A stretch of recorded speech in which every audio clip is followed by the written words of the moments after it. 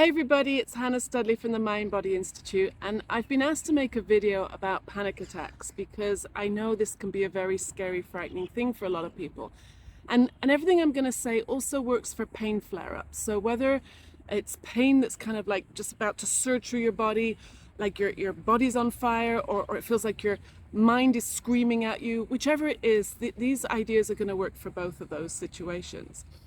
So I have been a trauma counselor for probably 30 or 40 years. I went through a lot of trauma myself. So everything I'm going to share with you is based on my own personal experience and trainings I've been through with various organizations. So the first thing I want to say is if you're having a panic attack or a pain flare-up, this is not the time to work it out. Working it out, i.e. overthinking, is probably what got us into trouble in the first place. So thinking about it and trying to fix it is probably just like putting oil on the fire, as it were. So if you're fighting it or feeding it, that's only going to make it worse. So what does that look like? Fighting it is like, oh no, this shouldn't be happening. I've done all this work, I've done all this writing and meditation, and this shouldn't be happening to me. That would be fighting it. And feeding it is kind of like catastrophizing, like, oh no, it's getting worse, it's getting worse. Like, what does this mean about me? Maybe there's something wrong with me. Maybe I have a brain tumor. That's me. That's where my panic attacks used to go. So can you see that's just going to put more adrenaline and cortisol into the system and make our brains think we're more in danger? We want to do the opposite. We want to calm things down.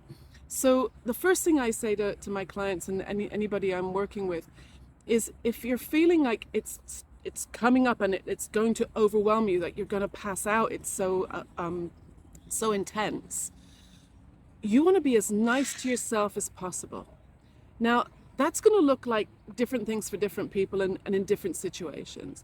So being as nice to yourself as possible could be taking a nap, it could be a hot bath, it could be chocolate, watching a movie, whatever works for you to kind of distract yourself from the overwhelm and come back to the moment, because that's what we want. We want you to come back to this moment right here, right now, where you are safe.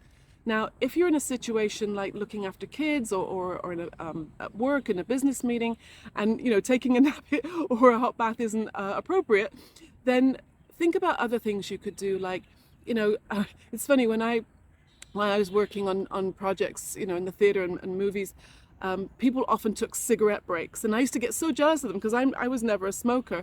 Like, is it okay if I go outside and make a phone call or have an orange or an apple? Right? And can you see that the only difference between those two things, having a cigarette break or having an apple, is my thinking about it? See, that's the problem. I'm so concerned about what you think about me that I can't even take care of myself well.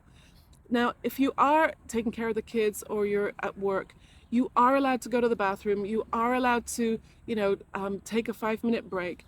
And it's only our thinking about it that's going to stop us doing that. So put all the concern about what other people are thinking, because if you pass out, they're really going to think something of you. So just put that aside, put that on the shelf, and maybe go walk around the block. Just go to the bathroom and just breathe deeply, because that's the next thing I want to talk about, is breathing. When we're panicking, whether it's from pain or stress or overwhelm, we breathe really shallow. When people have had a shock or a surprise, they they breathe really shallow. And when we're relaxed, we breathe deeply and slowly.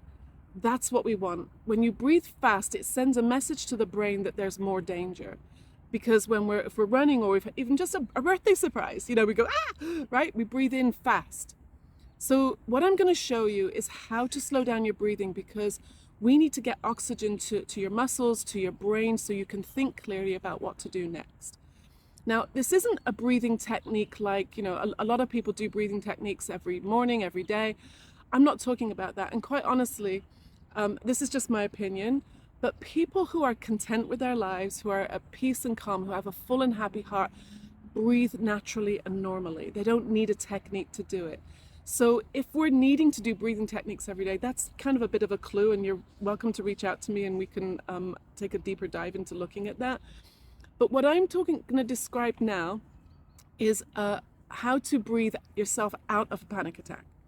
So this is what I was taught, and some people use different numbers, that's okay, but I'm just going to explain why we're doing this. So like I said, when you have a shock or a surprise or you're panicking, we breathe in. So we need to breathe out deep and slow. Like imagine you've just had a large meal, like Thanksgiving dinner or something like that, where you've just eaten a large meal with your friends. You then go and plump yourself on the sofa and go, ah, right? That big breath out sends a message to your brain that you're safe, that you're well, right? So that's what we're aiming for. So it goes like this. Now we have to breathe in at some point. So we're going to breathe in for a count of 4, not seconds, but just 4. 1, 2, 3, 4. And now we're going to let it out for a count of 6. 1, 2, 3, 4, 5, 6. Can you see how my shoulders went up when I breathed in fast and down when I breathed out long and slow? Whatever the numbers are, you want your out breath to be longer than the in breath. It does work, trust me. So in for 4, 1, 2, 3, 4, out for 6. 1, 2, 3, 4, 5, 6. And repeat that. Repeat it as much as you need. I've made a video to help illustrate this. It has a little green heart on it. You can find it on my YouTube channel, or I'll try and stick it on the end of this video. It gives you the numbers, and you can follow the heart as it breathes in and out. Breathe slowly.